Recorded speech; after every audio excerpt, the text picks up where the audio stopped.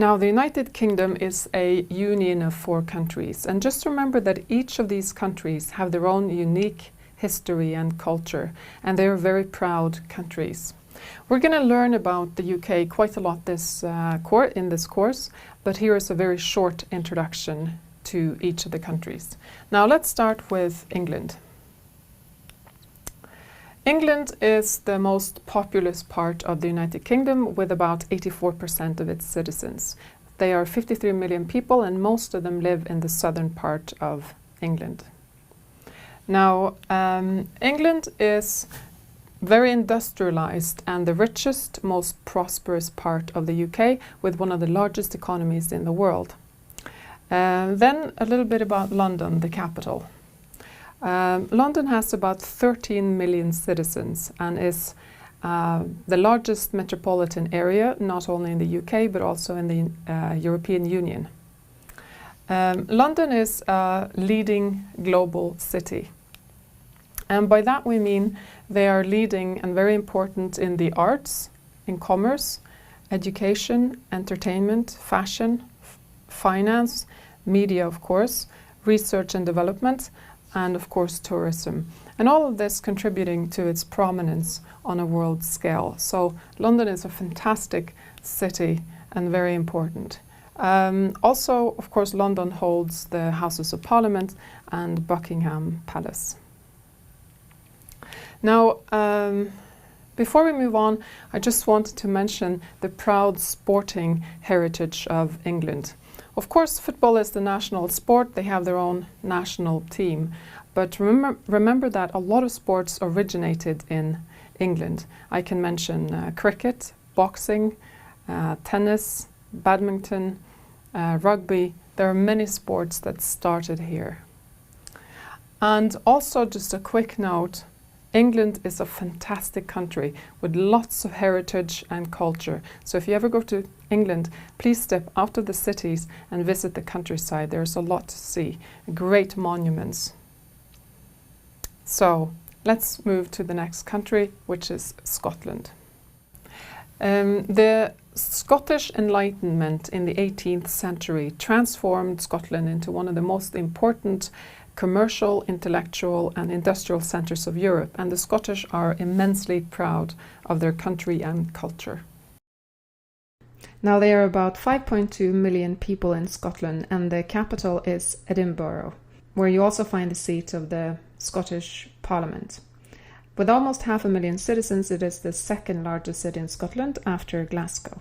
Now, up to the left here, you see Edinburgh Castle. It's a tremendous, spectacular sight. They hold the military tattoo here every year. You really have to visit the castle if you go to Edinburgh. Edinburgh is also one of Europe's largest financial centres, and the University of Edinburgh is regarded one of the most prestigious universities in the world. Now, let's talk a little bit about language. Of course, most people in Scotland speak English as their first language, but the old Celtic language, Scottish Celtic, that we call Gaelic, still remains. And about 58,000 people speak Gaelic, most of them living in the rural areas of Scotland and mainly in the Outer Hebrides. So the old Celtic language that was spoken on the British Isles is still alive in Scotland. Now, Scotland is quite independent from England. They have their own church, their own education system, and from 1999 they have their own parliament, which means that they govern themselves to a great extent. Some people in Scotland even feel that Scotland should become an independent nation, but I really doubt that that's going to happen in the near future. But some people are patriotic and feel that Scotland can manage quite well on their own. Now, the next country on the list is Wales. Wales is a spectacular country. Well, I say that about all the countries, but it really is. There are about 3 million people in Wales, and the capital is Cardiff. Cardiff is the largest city in Wales and the 10th largest city in the United Kingdom. The city is Wales's chief commercial centre and the base for most national, cultural and sporting institutions. In the background here you see the Millennium Arts Centre, and here is the tremendous Millennium Stadium, a stadium that holds about 75,000 spectators and some of the football games in the Summer Olympics of 2012 are played here. Now, a little bit about language.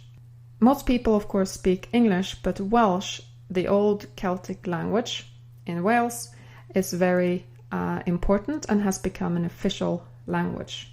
20% of the population speak Welsh, which is now recognized as an official language. So whereas some people speak Gaelic in Scotland, Welsh is a very important language in Wales. We can say that the country is bilingual. For instance, all their signs are in 2 languages. So the minute you step into Wales, you'll start to see signs in 2 languages. Wales is not as independent as Scotland, but recent changes have made them more independent from England. In 1998, they got the Welsh Assembly, which you see here in the picture. Its primary lawmaking powers were enhanced in 2011, making it possible for it to make and enact laws without having to consult the UK Parliament. So they are becoming more independent, and in addition to that, I want to say that Wales is a very proud country. They have proud traditions in poetry and song with contests every year, and here you see the Millennium Arts Centre. Now, the national sport is rugby, and the rugby union is seen as a symbol of Welsh identity and an expression of national consciousness. So rugby is really the national sport, even though, of course, football is very important. They are also very proud of their tremendous, beautiful cathedrals. You'll also see many old castles if you travel the countryside in Wales. It's quite spectacular.